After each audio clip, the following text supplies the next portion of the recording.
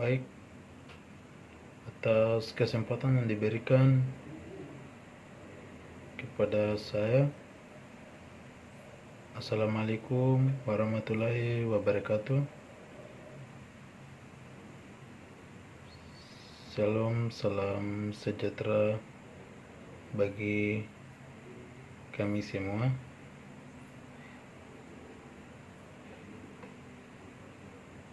Pada kesempatan ini saya akan paparkan materi tentang legal etik dalam konteks asuhan keperawatan jiwa. Sebelum saya paparkan materinya, terlebih dahulu saya akan perkenalkan. Nama saya Yorem Yare, kelompok 5. Untuk itu, seperti begitu, dan kami masuk dalam pemaparan materinya.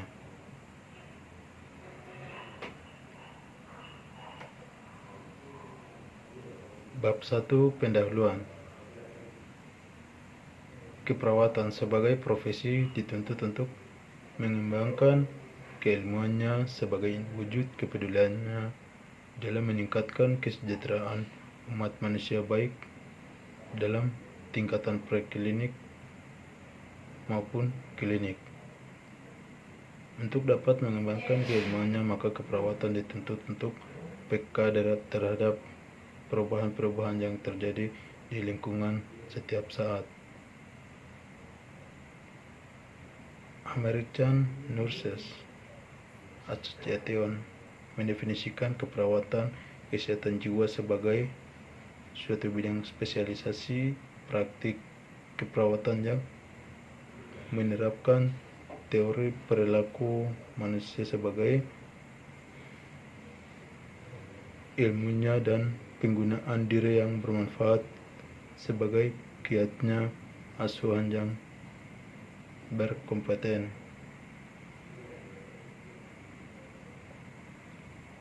Lanjut,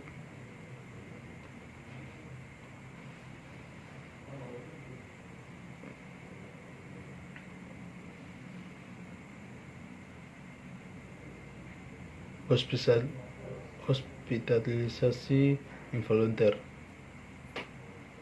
Kebanyakan klien masuk ke tempat rawat inap dan dasar sukarela. Hal ini berarti mereka ingin mencari terapi dan setuju dirawat di rumah sakit. Akan tetapi, beberapa klien tidak mau dirawat di rumah sakit dan diobati. Keinginan mereka dihargai, kecuali mereka berbahaya bagi diri mereka sendiri atau orang lain. Misalnya, mereka mengancam atau berupaya bunuh diri atau membahayakan orang lain. Klien yang dirawat di rumah sakit di luar kemauan mereka dengan kondisi seperti ini dimasukkan ke rumah sakit untuk perawatan psikiatri sampai mereka tidak lagi berbahaya bagi diri mereka sendiri atau orang lain. Setiap negara bagian memiliki hukum yang mengatur proses komitmen sipil, tetapi sama di setiap negara bagian seseorang dapat ditahan di fasilitasi psikiatris selama 48-72 jam karena keadaan darurat, sampai dapat dilakukan pemeriksaan untuk menentukan apakah klien harus dimasukkan ke fasilitasi psikiatri.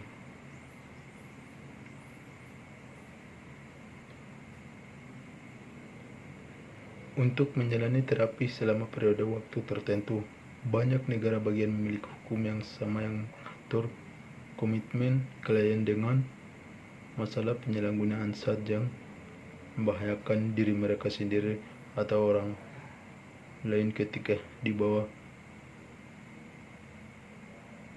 pengaruh zat. Komitmen sipil atau hospitalisasi involunter mengurangi hak klien untuk bebas atau meninggalkan rumah sakit ketika ia menginginkannya. Hak klien yang lain tetap utuh. Lanjut,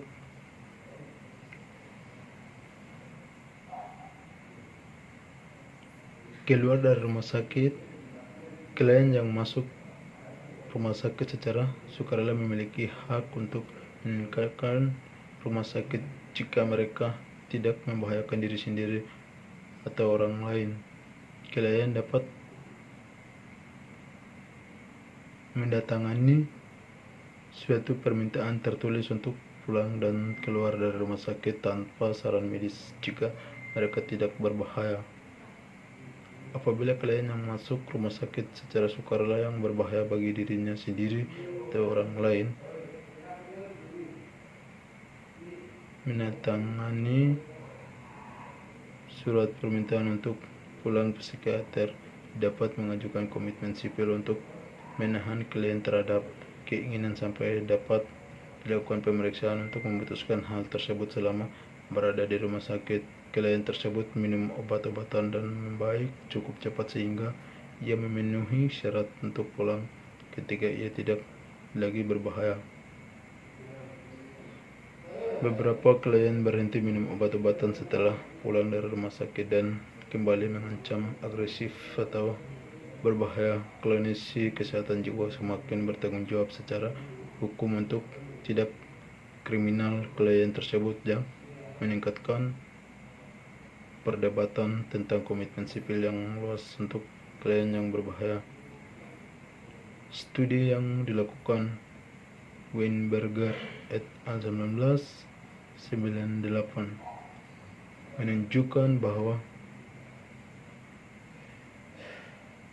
pengadilan menerima kurang dari 50% petisi profesional kesehatan jiwa untuk komitmen sipil yang luas pada klien psikiatri yang berbahaya. Perhatian pengadilan adalah klien psikiatri memiliki hak sipil dan tanpa alasan yang kuat tidak boleh ditahan di rumah sakit jika mereka tidak menginginkannya ketika mereka tidak lagi berbahaya. Masyarakat menentang dengan menuntut bahwa mereka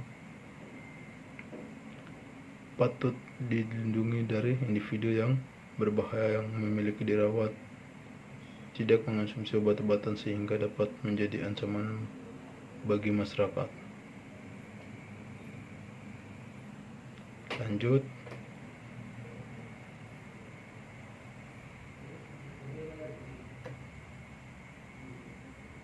hak pasien jiwa secara umum, Stuart dan Laraya 2001. Hak untuk menuntut dan dituntut, hak untuk pendidikan, hak untuk berpakaian, hak untuk berkomunikasi dengan orang lain di luar rumah sakit dengan berkorespondensi telepon dan mendapatkan kunjungan.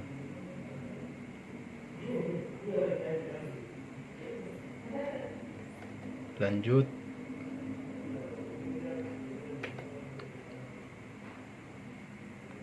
konservator. Pengangkatan konservator atau pelindung hukum merupakan proses yang terpisah dari komitmen sipil. Individu yang mengalami disabilitas berat terbukti tidak kompeten, tidak dapat menyediakan makanan, pakaian, dan tempat tinggal bagi diri mereka sendiri walaupun sumber-sumber bersedia, dan tidak dapat bertindak sesuai keinginan mereka sendiri. Dapat memerlukan pengangkatan seorang konservator. Pada kasus ini, pengadilan menunjukkan seseorang untuk bertindak sebagai pelindung hukum. Petugas ini memiliki banyak tanggung jawab untuk individu tersebut, seperti memberi persetujuan, tindakan menulis cek, dan membuat kontrak. Klien yang memiliki pelindung hukum tidak lagi memiliki hak untuk membuat kontrak atau persetujuan hukum. Misalkan pernikahan atau pengadaian yang memerlukan tanda tangan. Hal ini mempengaruhi banyak aktivitas sehari-hari yang kita anggap benar, karena konservator atau pelindung hukum berbicara atas nama klien. Perawat harus mendapat persetujuan atau izin dari konservator klien.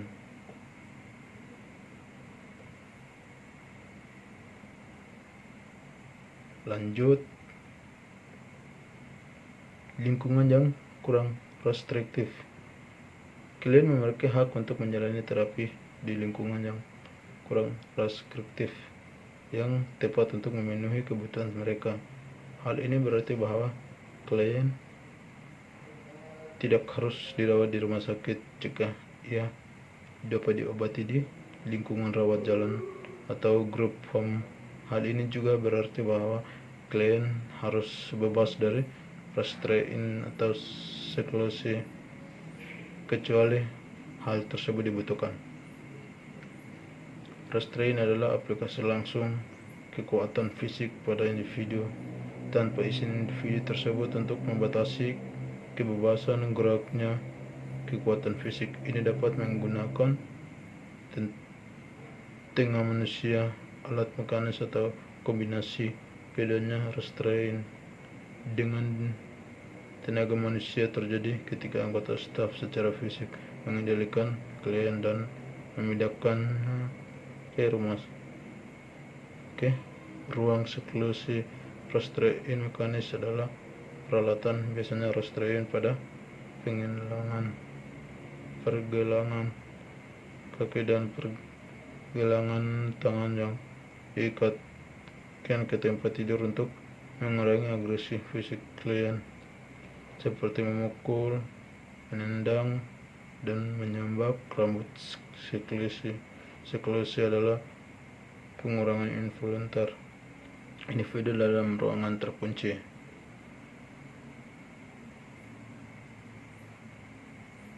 Yang dibangun secara khusus serta dilengkapi dengan jendela atau kamera pengaman untuk memantau klien secara langsung. Menurut JCH 2000, ruangan tersebut seringkali dilengkapi dengan tempat tidur yang diikat ke lantai dan sebuah kasur untuk keamanan. Seklusi adalah pengurangan involuntar individu dalam ruang terkunci yang dibangun secara khusus serta dilengkapi dengan jendela atau kamera pengaman untuk memantau klien.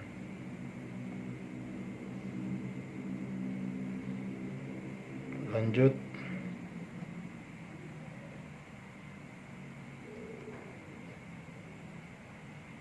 hierarki dalam membatasi pasien jiwa, Stuart dan Larayan dari 1. Pembatasan bisa dalam makna dibatasi secara fisik dan dibatasi pilihannya. Hierarki dari yang paling restriktif ke yang kurang restriktif. Ekstremitas tubuh. Batas ruang gerak kamar isolasi. Batasan dalam aktivitas sehari-hari, misalnya acara TV, waktu merokok, komunikasi, aktivitas yang bermakna, misalnya akses untuk ikut rekreasi, pilihan perawatan. Kontrol sumber keuangan, ekspresi verbal dan emosional. Lanjut, kewajiban untuk memperingatkan pihak ketiga. Suatu pengecualian terhadap hak klien dalam kerahasiaan ialah kewajiban untuk memperingatkan yang didasarkan pada keputusan Pengadilan Tinggi California dalam Tarasov vs. Progress of the University of California. Akibat keputusan ini ialah klinis kesehatan jiwa berkewajiban untuk memperingatkan pihak ketiga yang dapat diidentifikasi tentang ancaman yang dilakukan seseorang, walaupun ancaman tersebut didiskusikan selama sesi terapi yang sebaliknya dilindungi oleh pihak istimewa.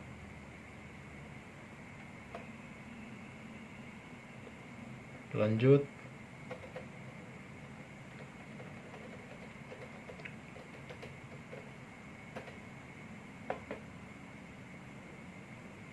Penutup atau kesimpulan. Proses hospitalisasi dapat menimbulkan trauma atau dukungan bergantung pada institusi, sikap keluarga dan teman, respons staf, dan jenis penerimaan masuk rumah sakit. Tabel memperlihatkan karakteristik yang akan dua jenis penerimaan masuk rumah sakit jiwa, sukarela dan paksaan. Hak-hak pasien mencakup hak untuk menerima dan menolak terapi, terlibat dalam rencana keperawatan, menolak berpartisipasi dalam penelitian, serta penunjung surat dan telepon tidak dibatasi. Penggunaan seklusi dan restrain termasuk dalam domain hak pasien untuk di lingkungan yang kurang restriktif. Penggunaan jangka pendek restrain dan seklusi diizinkan hanya jika klien terlihat akan melakukan tindakan agresif dan berbahaya bagi diri dan orang lain. Perawat jiwa memiliki hak dan tanggung jawab dalam 3 peran legal, yaitu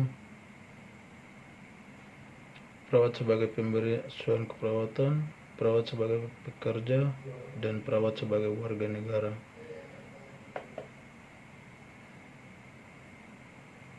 Ya, baik.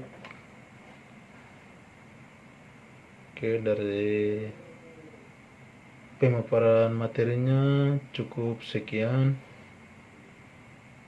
dan dari kelompok lain ada yang singgung sesuai dengan materi yang kami kelompok 5 paparkan, ada yang singgung atau ada yang mau bertanya, kami persilakan, kasih kesempatan. Mungkin dari kami kelompok 5 pemaparannya cukup sekian. Assalamualaikum warahmatullahi wabarakatuh.